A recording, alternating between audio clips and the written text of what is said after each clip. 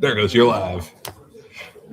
Okay, welcome everybody. Tonight we have our regular town board meeting, our January 8th board meeting.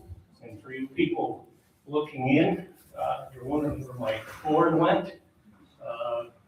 We have a little ceremony before we start the new year. As you know, we had an election last fall. So we have our two council people that won the election and are receiving their taxes.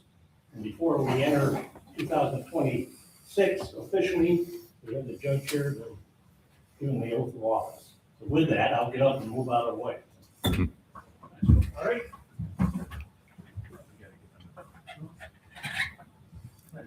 Raise your left hand on the Bible, raise your right hand. Repeat after me. I do solemnly swear I do solemnly swear that I will support the Constitution of the United States, that I will support the Constitution of the United States, the Constitution of the State of New York, Constitution of the State of New York, and I will faithfully discharge the duties and I will faithfully discharge the duties of the office of town board member of the office of town board member of the town of Brunswick of the town of Brunswick, according to the best of my ability. according to the best of my ability. So help me God. So help me God. Congratulations. Thank you. All right.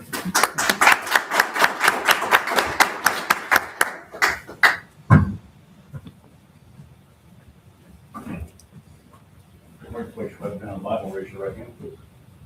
Repeat after me. I do solemnly swear I do solemnly swear that I will support the Constitution of the United States, that I will support the Constitution of the United the States, Constitution of the State of New York, the Constitution of the State of New York, and that I will faithfully discharge the duties and I will faithfully discharge the duties of the office of the town, of office of town board member of the office of town board of member the town of Brunswick, of the town of Brunswick, according to the best of my ability. according to the best of my ability, So help me God. so help me God.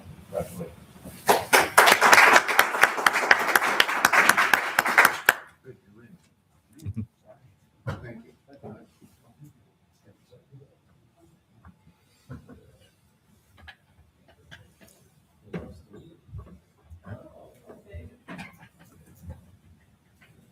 Thank you. There you go.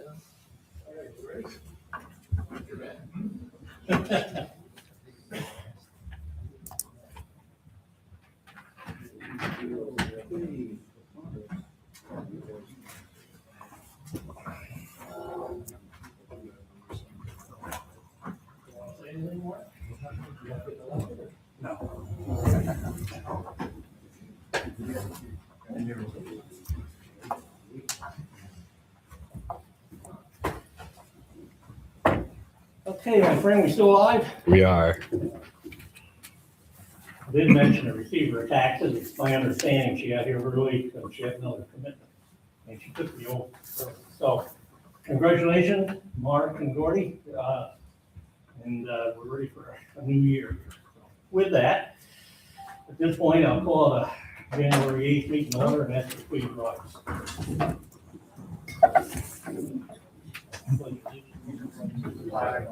United States of America, and to the republic for which it stands, one nation, under God, indivisible, with liberty and justice for all.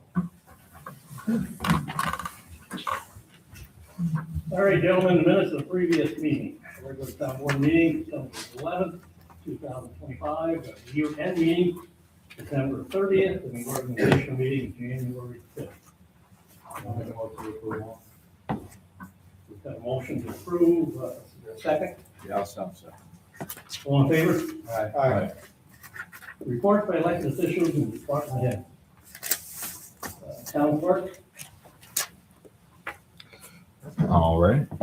The town clerk's office processed 29 hunting and fishing licenses, collecting a total of $1,314. 31 dog licenses for $217. 11 easy passes for $275. 15 death certificates and 1 marriage certificate for $160. 4 community center bookings for $740, and collected $162.73 from bingo licenses and proceeds.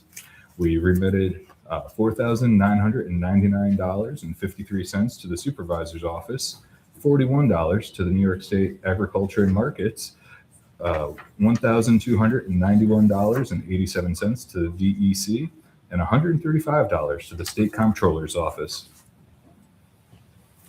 All right, entertain a motion to approve. I'll make it. I'll second. All in favor? Aye. Highway Department, Mr. Bailey? Good evening, December highway report. We patched 5 men for 1 day. Full recycling materials, 1 man for 2 days. Shop work, we had 5 men for 12 days. That consists of cleaning trucks and stuff after snow events. Working on different things in the shop. We ditched for 1 day, 2 men over on Bald Mountain Road. There was some ice filled up that we needed to ditch over there. A couple of street signs got taken down due to accidents, so we had 2 men per day putting signs back up. Appliance pickup, we had 2 men per day picking up different appliances. Mailbox repair, 2 men per day doing that. 2 days. Brush pickup, I had one day where 2 men went around picking up some miscellaneous brush. Catch basin, we did cleaning, we had 5 men for 1 day. Getting a couple catch basins that were plugged over in Church Street and that were running over and getting them. Christmas tree pickup, we had 4 men for 2 days now picking up Christmas trees. The big thing for the month, of course, is snow and ice. We had 5 snow events since the last board meeting. That takes 15 men, everybody from everywhere, anybody that can drive a truck drives it. So so far this year, you've had 10 snow events, which is about as many as we had all last year. It's been pretty trying on the guys, and it's gonna be pretty miserable on our budget. Seems like they're hitting on the weekends too. About every 2 or 3 days, we're out wrecking the roads, taking out mailboxes. Of course, after every snow event, next day or 2, we're out trying to get rid of the ice and stuff in the corners and that. So we got 3 men for 12 days out chasing ice patches and trying to clean the roads up a little bit after that. There's been some issues with the roads, the way they've been getting cleaned. On Saturdays and Sundays, the price of doing it is extraordinarily high for the budget. We try to get just enough to make it work, and then Monday come in and try to clean things up. I know there's been some complaints to the board, I apologize for that. But the cost of doing business on a Sunday is tremendous for your budget. On top of that, we've been helping the water department with water main breaks. Usually they just need 1 man in the dump truck. Some days they're up to 4 men with flaggers and stuff. They've been had about 9 water main breaks, and I've kept track of. Water department has been very active. What else can I tell you?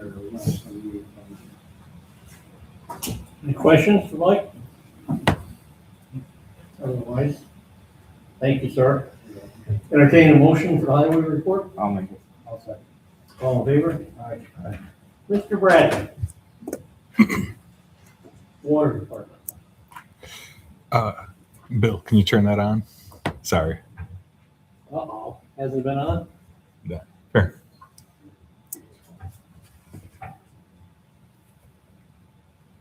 All right, then. Sorry.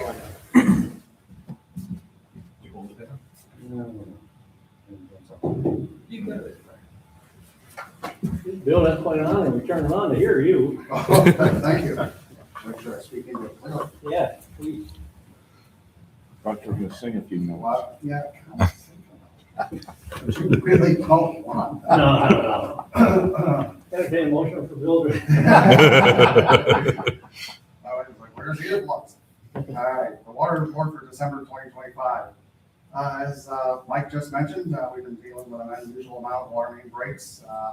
We had one evening where we had 3 of them simultaneously together here. And to that event, that occurred approximately on December 20th. I'd like to thank the support we received in December from the Rensselaer County Health Department, the Rensselaer County Public Safety and Emergency Management Team, our local fire departments, our Councilman Mark Ballesteri, our office staff, and then many other folks who made this difficult situation more tolerable in this particular event. Kind of an oddball, but everybody came together. Very much appreciated on my end.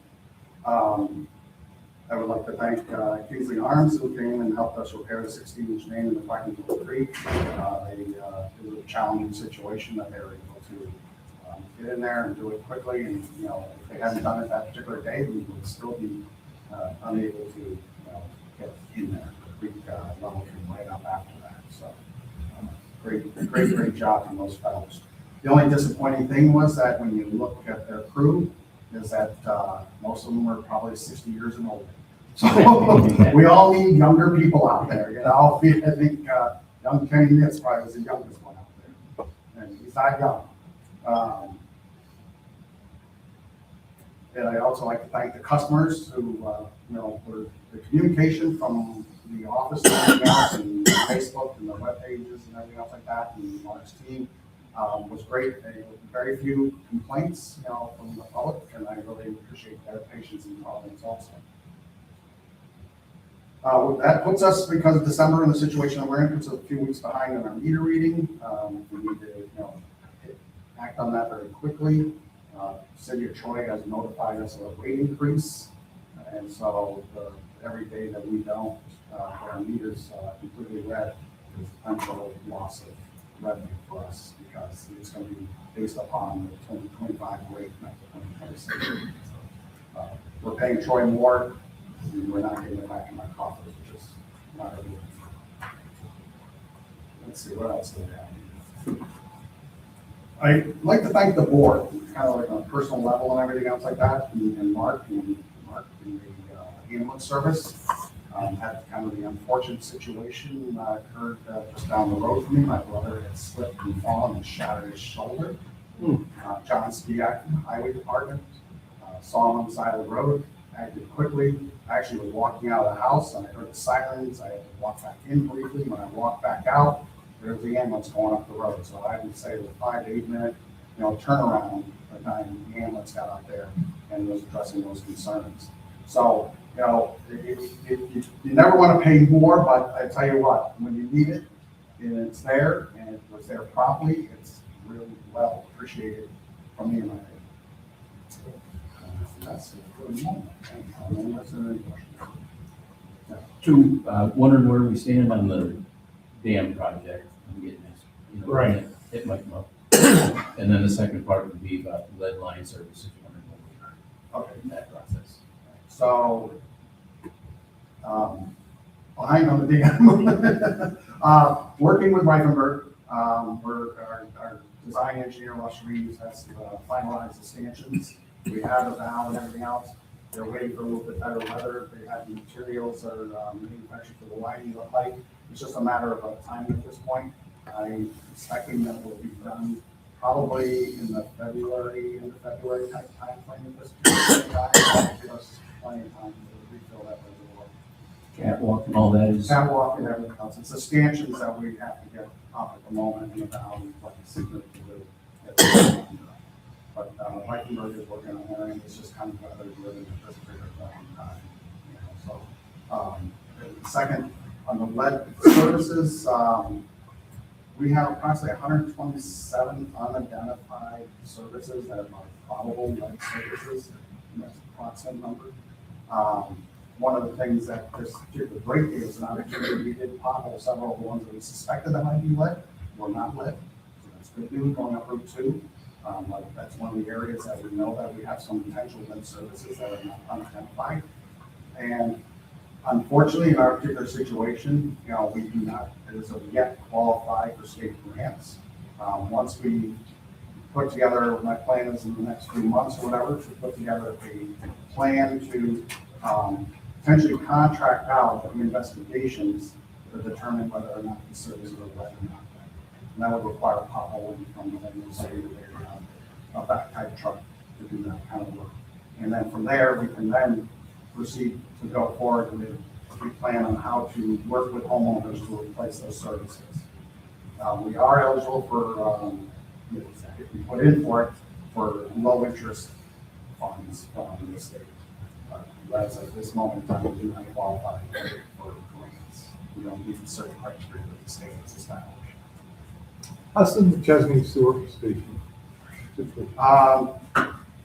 I have currently been promised it will be here the 21st.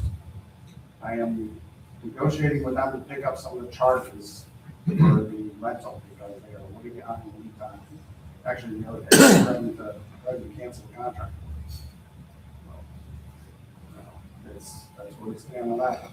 We have been, I'd say, royally screwed over by the government.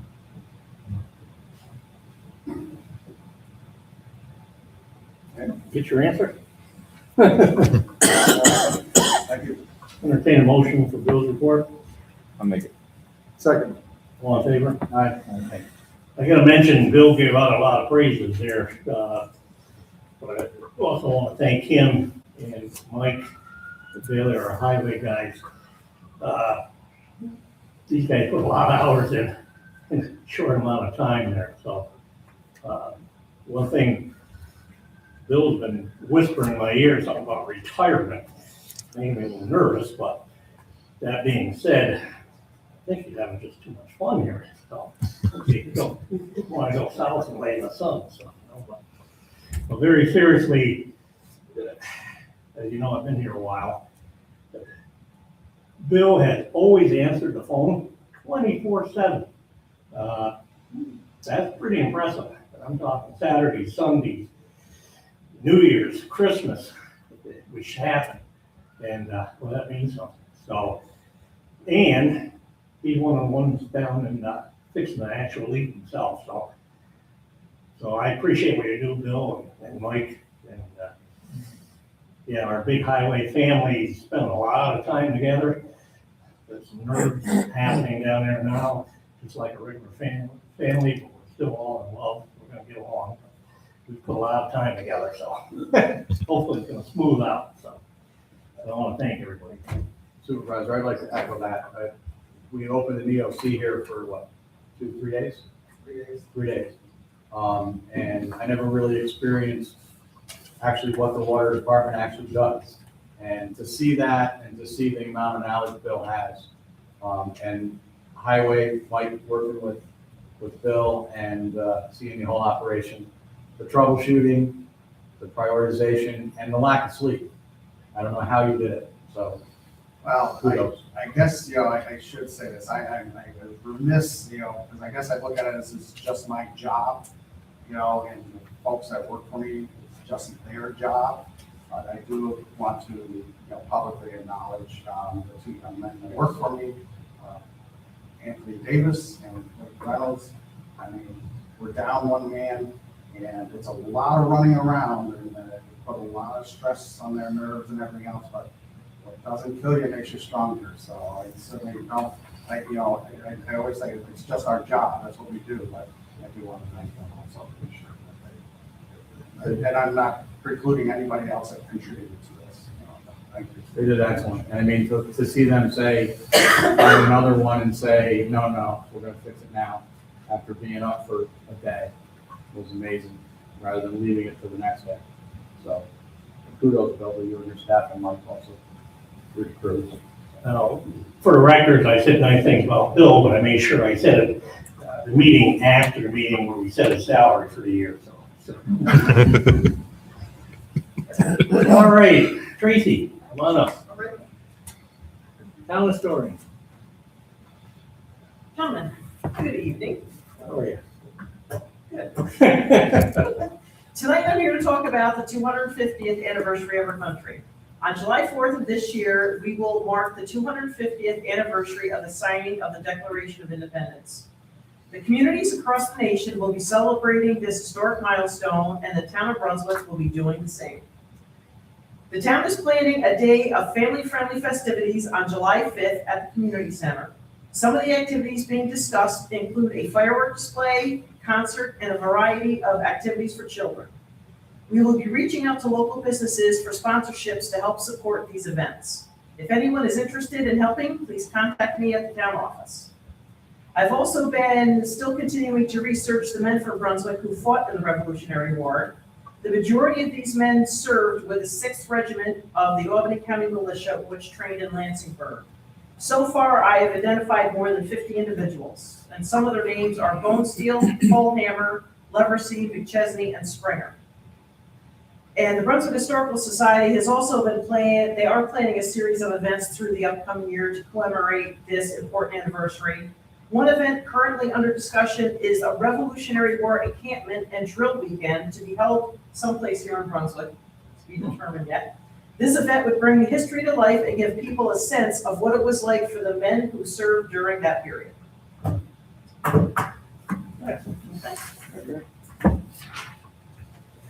make motion to approve. I'll second. Can I have a second? Right. All in favor? Aye. All right, Mr. Answer, Tom, and Cycle. Good evening. Recycling report for December 2025. Blue bags purchased at the center, 442 at $3 for 1,326. Blue bags purchased from vendors, 400 for 1,020. Purple bags purchased at the center, we had 149 at $2 for $298. Our metal, light iron, and tin, we had 3.4 tons at $145 for $336. OCC cardboard, bale cardboard, 6.45 tons at a penny a pound for $89. Car batteries, 0.63 tons at 25 cents a pound, and that was $215. Car aluminum wheels, 134 at 80 cents a pound for $107. Miscellaneous, large and small appliances, we had 10, 14 tires, one AC, and one dehumidifier for $212. And that gave us revenues of $3,705. Refuse landfill, we had 21.11 tons at $130 a ton, plus $225 for the pull for $4,319. Single stream recycling, 11.06 tons at $100 a ton, plus $250 for the haul, for $2,236. CEE waste, 1.7 tons, 3,447 pounds at no charge. And that gave us expenses of $6,555. The total amount recycled in landfill for December was 44.35 tons. The total recycled in landfill for 2025 was 503 tons. 105 tons was recycled, single stream, and 398 tons went to the landfill for 2025. Good summary. Thank you, Tom. I'll make a motion to approve his report, and I have a second. Yes. All in favor? Oh, thank you. Sarah, Brunswick Community Library. Hi, Sarah. So for the month of December, we had 1,669 visitors. We answered 260 reference questions.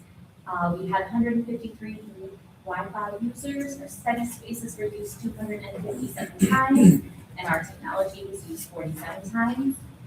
We had 5,970 items checked out, and our programs were attended 912 times. I do want to highlight some of the new things we have on our website. We were very excited to get the Times Union and the New York Times for our people. We now also have the Wall Street Journal available for our people who do need to have your library card number to sign in. And in addition to Libby, which is our library app for ebooks and audiobooks, we recently got Comics Plus, which is for comic books and graphic novels. So take a peek at our website, log in with your library card. You need a library card to make it work. But you can stop in anytime and just bring your photo ID and your Brunswick residency, and we can get you set up.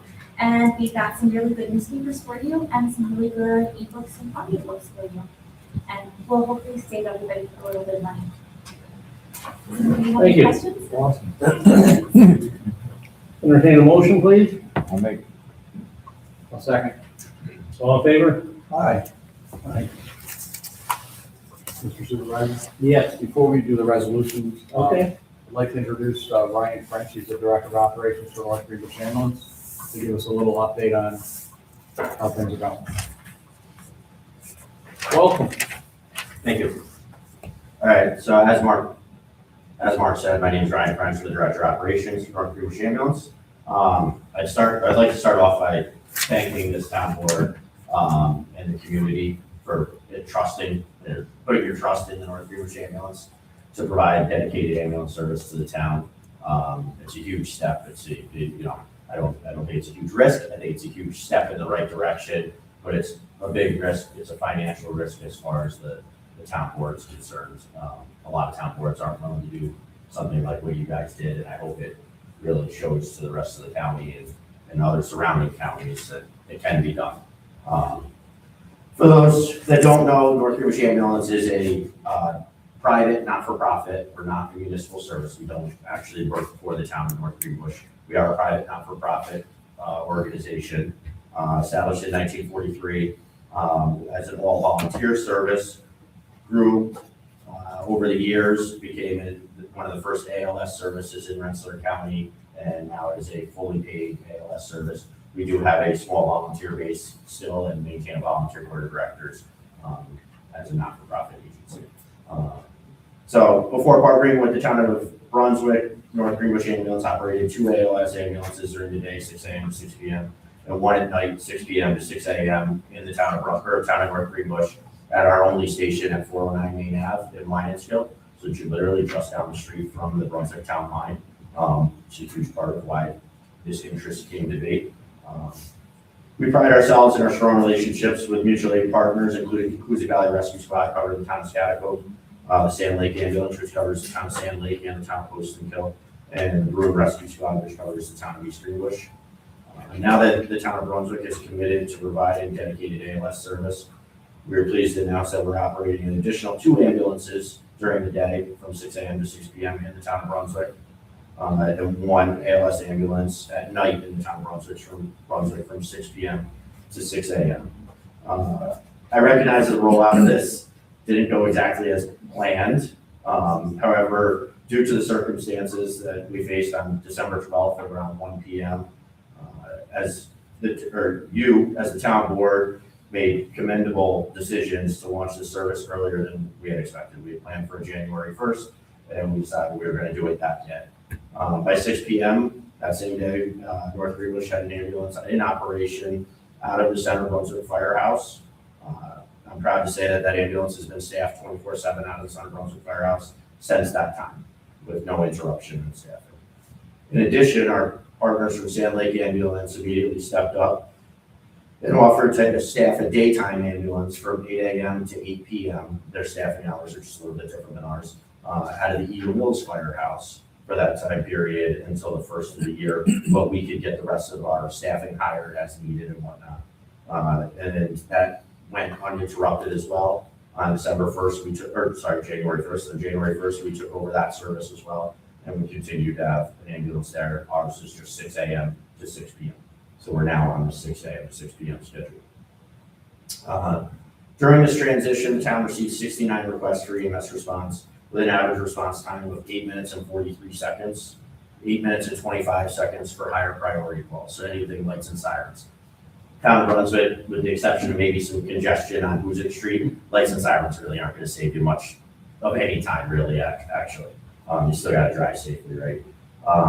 We did experience one instance with a 21-minute response time. This technically would have been a second call at nighttime in the middle of the night, as the Brunswick unit wasn't back in service. Unfortunately, the only reason they weren't back in service yet was They needed to restock medications that the hospital couldn't restock. So they were at the North Greenbush station restocking those medications. And of course, the call was all the way over in Spiegeltown, the other side of town, and Hoosick Valley was already out on call. So there was a 20-minute response time for a second call. Obviously, we've done some things to try to mitigate that a little bit better until we get our more permanent quarters at 42 Brick Church Road. We are going to have to continue and get permission from the state for our controlled substances. We will have to continue to restock some things in North Greenbush until that point, but we're doing our best to try to mitigate that as much as we possibly can. In regards to the facility, we've been working with Dewey Dale Signor up at 42 Brick Church Road to rehab the old ambulance station that was up there. There's some pretty big changes, modifications that had to be made, lifting the roof up a little bit higher, significantly higher, making the bay a little bit longer so we can fit 2 ambulances in there. They've started that work. Looks like they're doing really good. They got a new platform on the roof today, or yesterday, sorry. I would imagine hopefully maybe another week and a half, 2 weeks, we'll be into that building, and be able to really get this thing moving along. So, we've got two new ambulances that we purchased that are up at Vandermolen right now. They're the ones that, the Vandermolen Fire Apparatus, so the sales team for that, they're just finishing the last little bit of outfit. Once we get those, you'll see those, one or two of those in the town. They say right on in big letters, serving the town of Brunswick. Once we get those, we'll be sending our other ones out as we can to get outfitted to show that we're serving the town of Brunswick as well. Okay. This isn't just, it's still the North Greenbush ambulance as a business, but as far as we're concerned, town of Brunswick, town of North Greenbush, it's all one. That's how we run our business. So, again, I can't thank this town board enough for taking this opportunity towards crucial steps of ensuring dedicated ambulance service. Hopefully there's other communities that will follow that what we've seen has been done. I also want to express my gratitude to the Spiegeltown Fire Department, Brunswick One Fire Department, Center Brunswick Fire Department, Eagle Mills Fire Department, and Mountain View Fire Department. Their continued support has been insane. Every one of them, their fire chiefs have all reached out. They want to do anything they possibly could to help us. More so the Center Brunswick Fire Department and the Eagle Mills Fire Department for having the facilities and stepping up and housing us. Center Brunswick allowing us to sleep in the quarters, giving us essentially bunk rooms, like making it a workable station. I can't say enough about the community and how this community has really stepped up. It's something to certainly be proud of.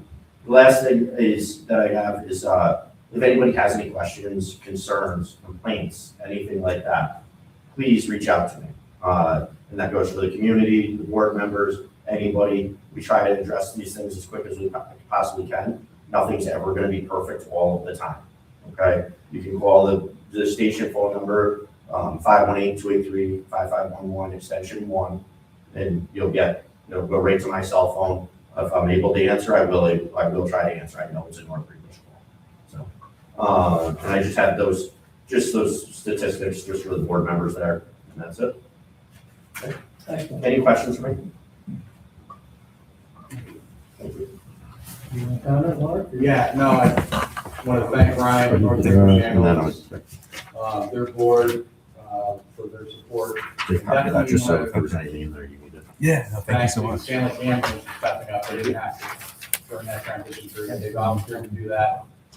They stepped up because they want the system to work as well. So kudos to them. And as Ryan said, thank you to this board and this town for supporting this in the community, for supporting it. It's a big step, but I think we're creating a template that other regional areas across the state are going to probably follow suit. So, thank you, Ryan. Thanks, Mark.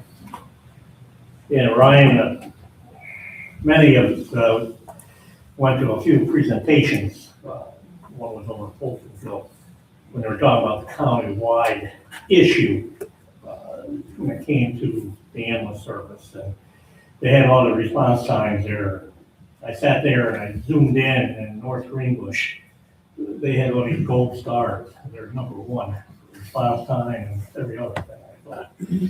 And that was impressive. And I said, would be awful nice if we could work something out with them.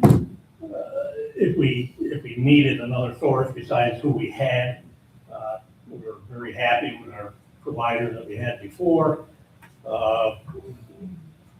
And then when COVID came, things started changing and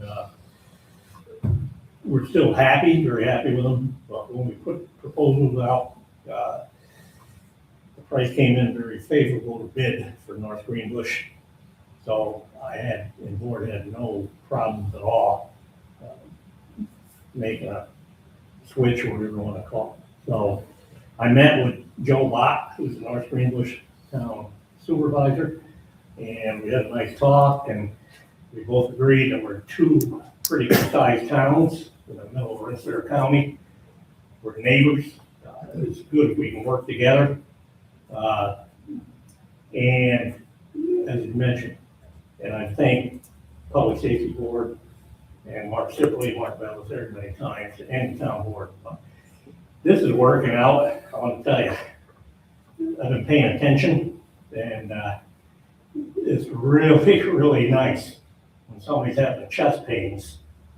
Matter of fact, I was on the road the other night on Chesney Avenue, and there was a call in Highland Creek. The individual was having chest pains. And I was on Route 2 at the time.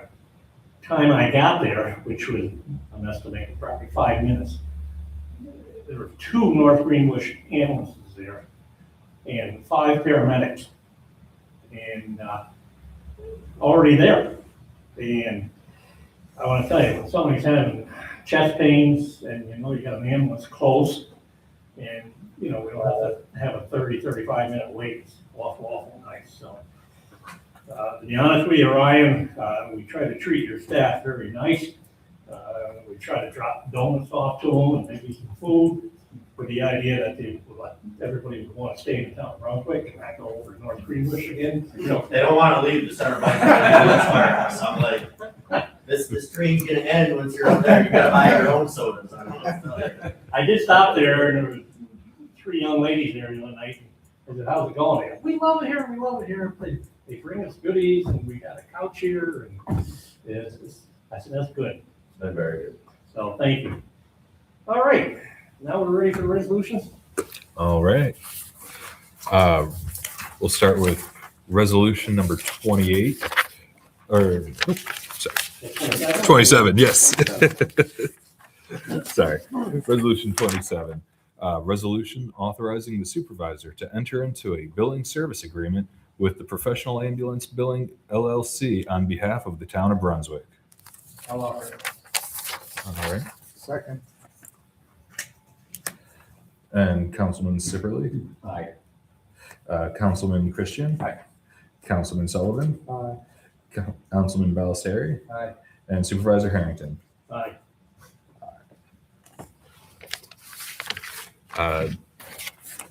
Resolution number 28, resolution authorizing the supervisor to execute a certain HIPAA business associate agreement with Professional Ambulance Billing, Inc. I'll offer it. All right. And Councilman Sipperly? Aye. Councilman Christian? Aye. Councilman Sullivan? Aye. Councilman Ballesteri? Aye. Supervisor Harrington? Aye. All right. Okay. Vinny, we got any correspondence? Not this month. Okay. Board, old business? Yeah, actually, I just wanted to touch base on,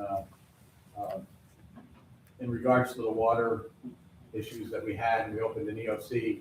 There was other folks here at Town Hall that were very helpful. Vinny was one of them. It's an emergency operations center, so thank you.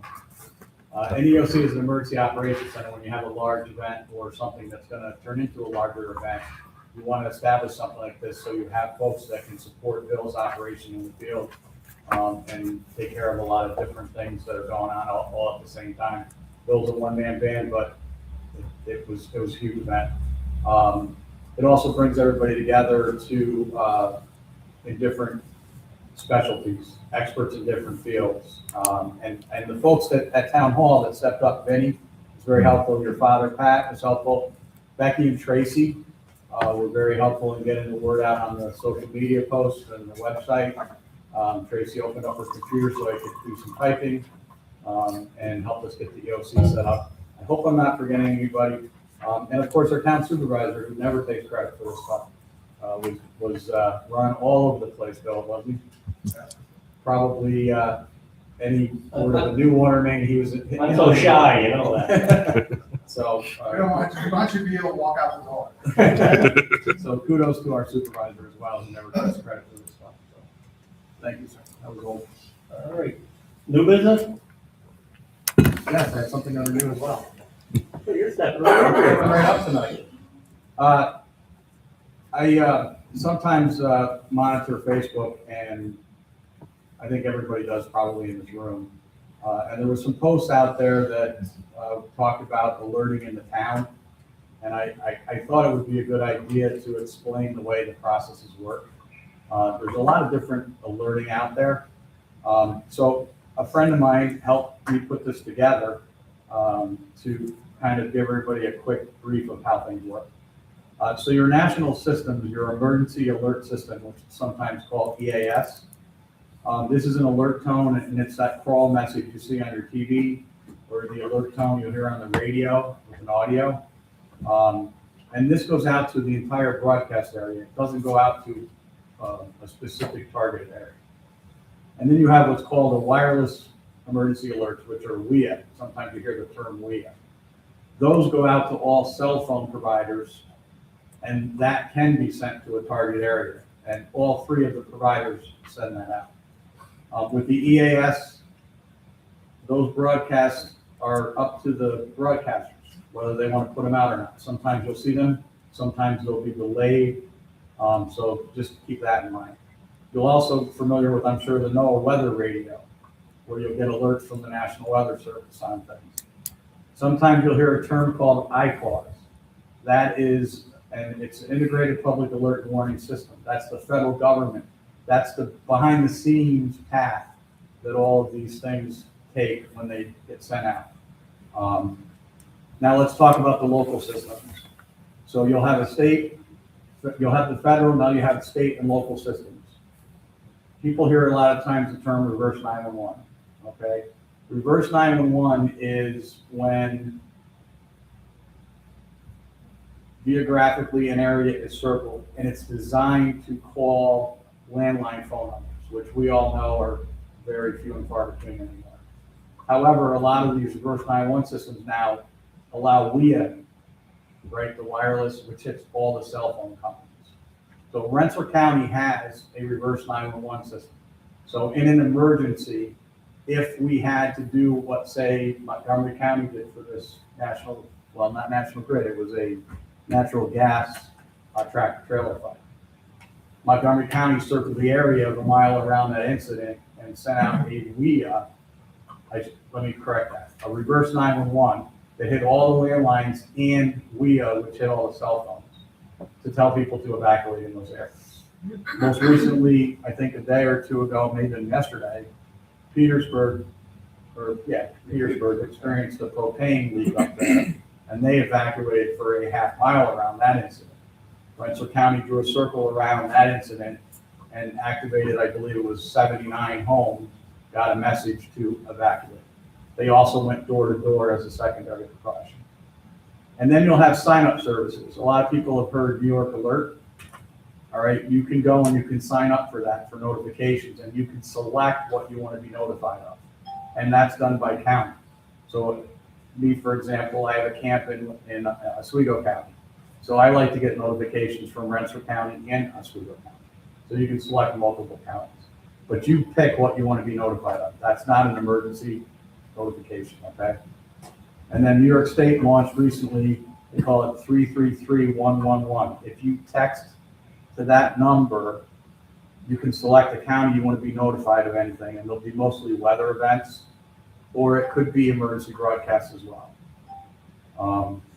And then I'm sure everybody's heard of this thing called Facebook, which we call social media. So a lot of folks use social media, whether it be Twitter, Facebook, Instagram.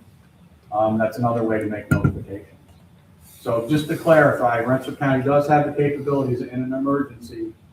The town supervisor would contact Rensselaer County Emergency Manager, and they would send out any notifications that we needed in an emergency. I hope that explained it. And if anybody has any questions during, after the meeting, please see me before I leave, and if I don't know the answer, I'll go to the answer. I'll probably call you for an emergency. Let you handle it. All right, the warrants. We should pay our bills. Do I have a second? Yes. All in favor? All right. All right, comments from visitors. Anybody want to come forward? Any comment?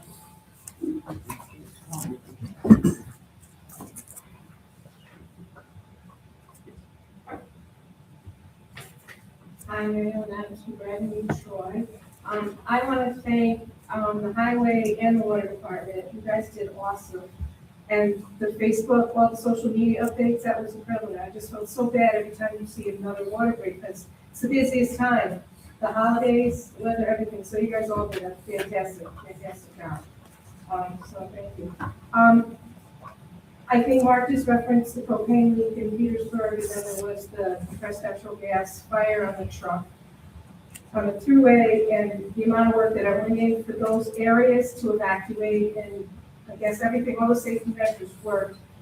So I think naturally we have to kind of look at where this proposed national grid setup of 26 tankers of CNG will go, and what it would mean if, heaven forbid, something like that happened to one of them, where it's going through the streets of Troy, past the schools, into an area with houses. And while I think one area might have been 160 people, the thruway might have been less actual homes because the thruway is set. For us, that would be thousands and thousands of evacuations to be made.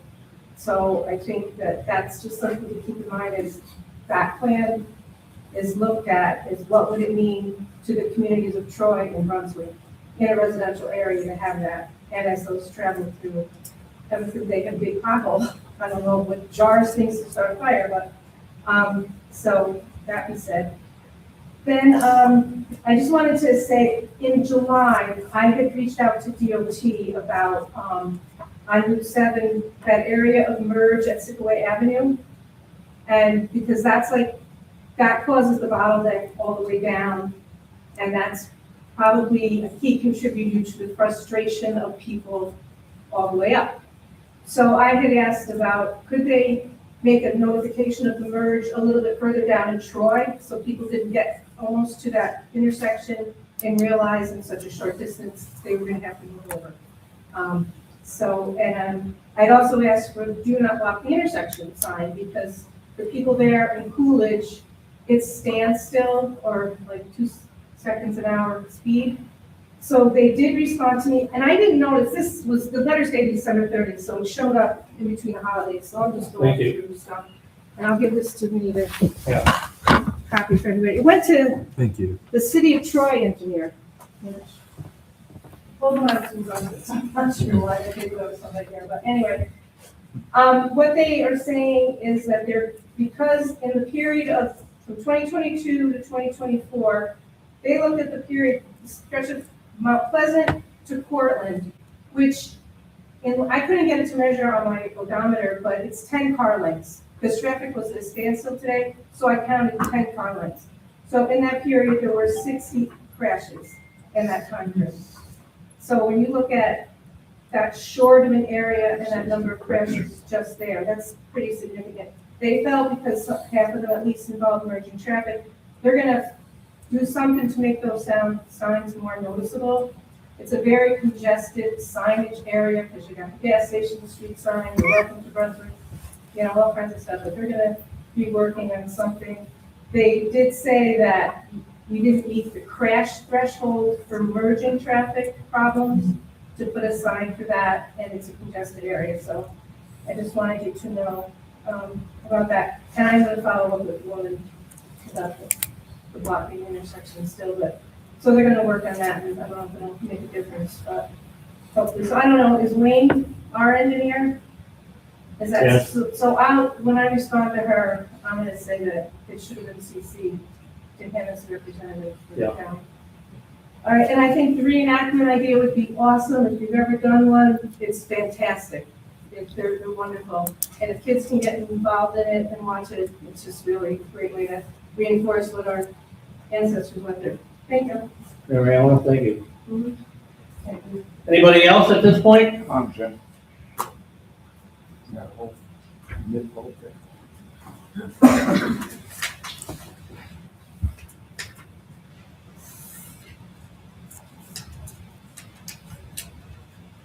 Hey, good evening, happy New Year. Happy New Year, Jim. I got some questions about the recent organizational meeting here.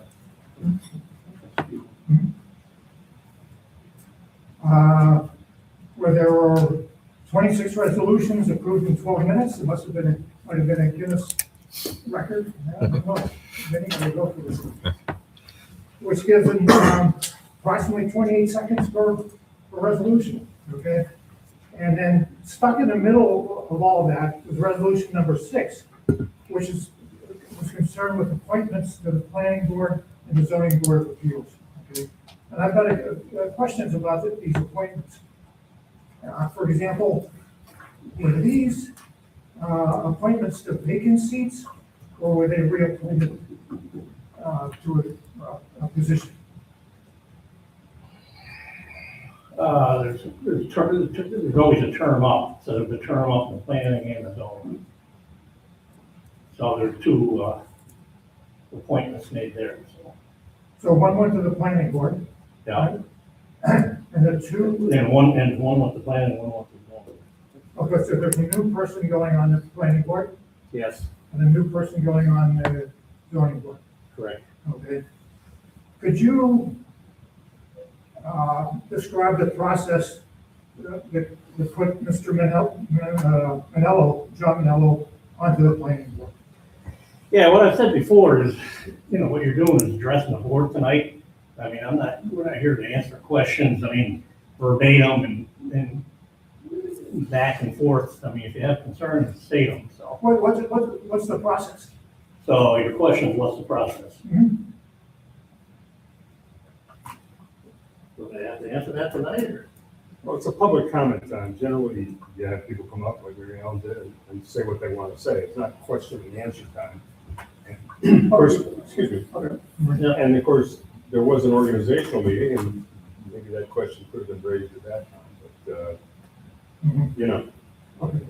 It's up to the supervisor, All but right. basically, this is public comment time. Mhm. You address the board, but it isn't sort of, in the English parliament where someone stands up and questions the prime All right, minister. okay, I'll ask, is there a formal written policy that the town has for replacing people on the boards? I don't believe there's any qualification for the planning board or the zoning board. No, I'm not asking about qualification, I'm asking It's the about same thing. the pro, Go ahead.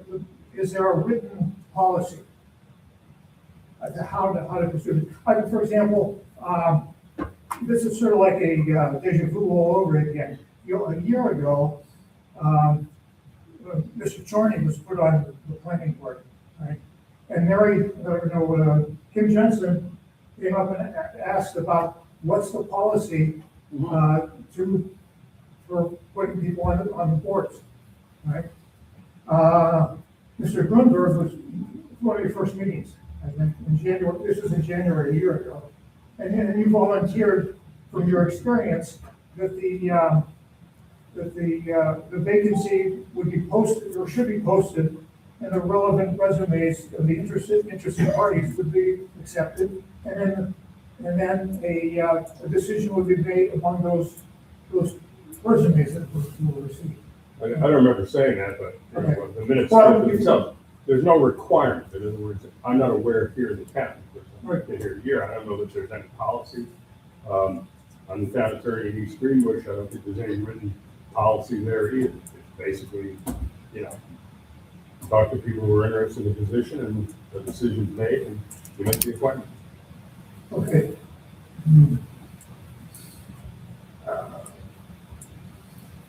Well, in the summary, the minutes summarizes, it says that Kim Jensen asked how members of the planning board are selected. She was advised typically that the planning board will post positions and accept the resume. This is in the meeting, the minutes. This is a summary of what You asked her, what's the process here, okay? That's what you're asking now, right? You're not talking to the board, you're not publicly speaking, you're trying to question it, okay? So, if it's public comment, you can comment about the process, you can comment about the lack of process. Oh, see, I don't know, if I can't comment on something that. So what you're saying is, you feel that there should be interviews and, is that what you're saying, Jim? Well, I think there should be a written policy. If that's the path you choose, that's fine. If it's a single person, the supervisor picking the members, then that's fine. But yes, but it should be clearly stated. When it comes to planning and zoning people, the history, I'm calling it history here, everybody on this board has many people who have approaches and want to get involved in the planning board, want to get involved in something. So there's not a lack of people in the town that we have. I mean, we're approached, and we know a lot of people. What I've always kind of recommended, and it's not a policy, but people usually start getting involved, town government, if they want to, we start at the zoning board, okay? At the zoning board, they spend a few years there, and they get to understand what's going on in the process. And then when there's an opening on the planning board, we always kind of looked at the zoning board. If somebody wants to move up, when I say move up, the zoning board meets once a month, it's about, signs and all this. The planning board is a lot more in depth. So that's what we've always done.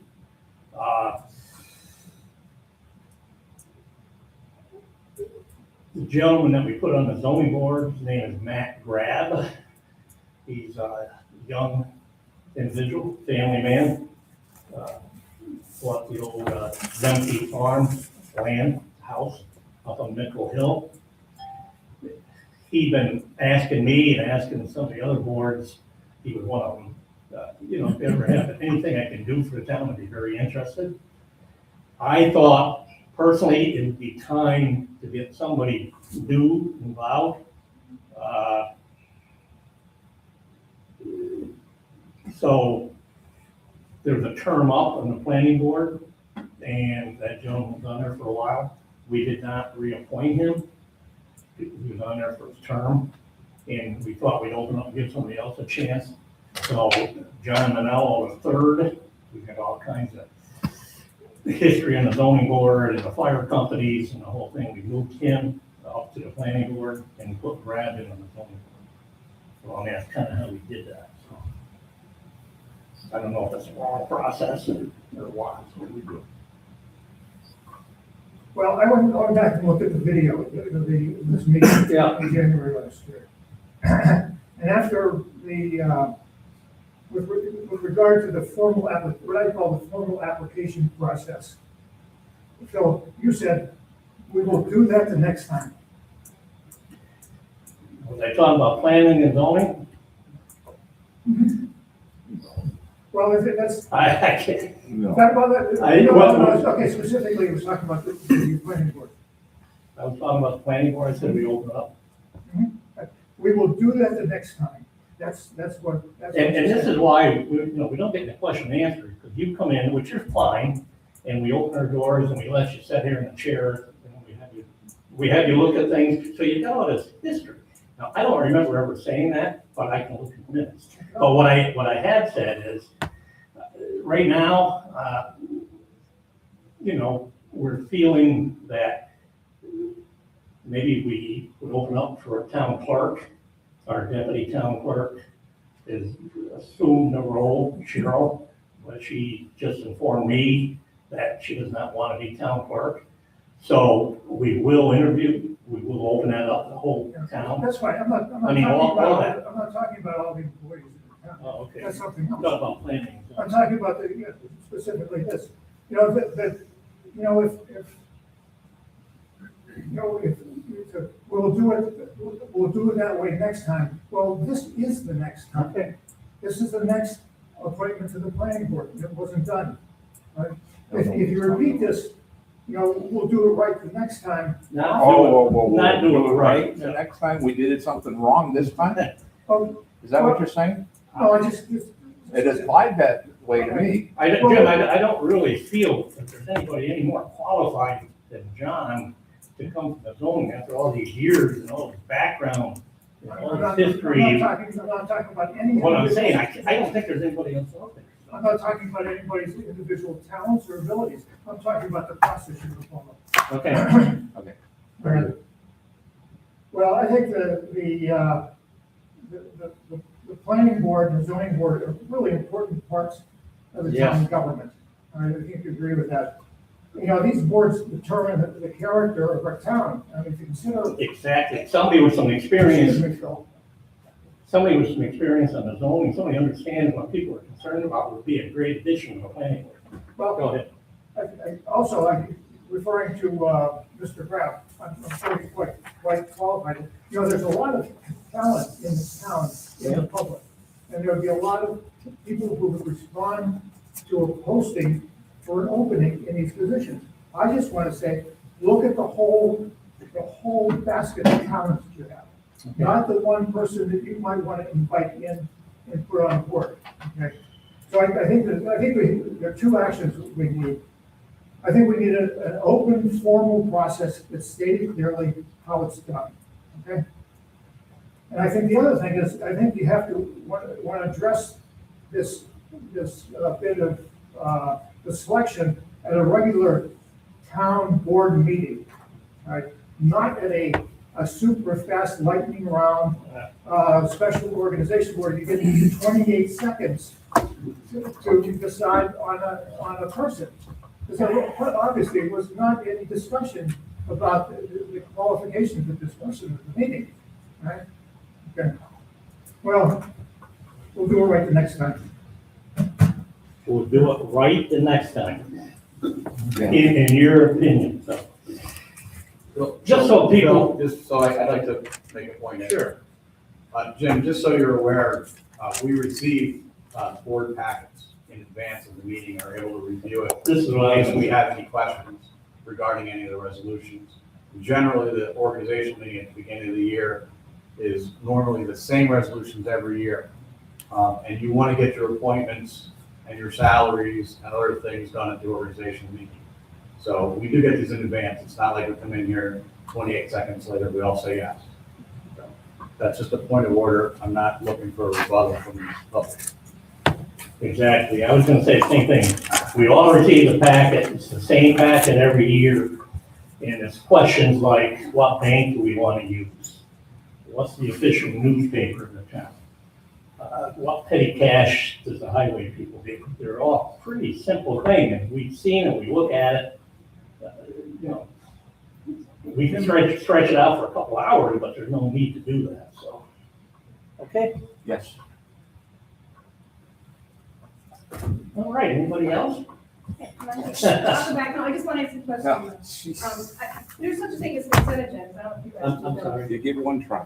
I don't know if you guys do consent agendas, that's what we would do that would make it really fast, because you have like those 10 or 15 things that you do every year, and they're all Yeah. kind of mundane in their state, so you'd say consent agenda items 1 through 5 or 1 through 10, and that speeds things up, and you've seen them all before, so some of that stuff I can see. Can I just ask, if I'm allowed to ask this question? What if I wanted to be on the zoning board or the planning board? How would I know when somebody's term is up? Because I just went to the website and I can't find it. If we can post, I mean, Because otherwise, I don't know how you would know. the zoning board, I don't even know. I mean, not that I don't know until a week before, I have to look. These appointments are planning boards for 7 years. We appoint people. And we do that, so there's no influence from us. We try to find qualified people that the board we're elected to represent you people, or the town residents. We try to put the right people on there, and we gotta get, we think we gotta get a raise, it's a 7-year appointment. But then I can't go to them, because they got people saying, you go to that planning board, they tell me they don't want any more solar panels. I said, I can't do that. They said, come on, you control everything. I don't control everything. So they have a 7-year term, and a zoning board has 5 years, so it's a rotation. So I can tell you whose term is up next year.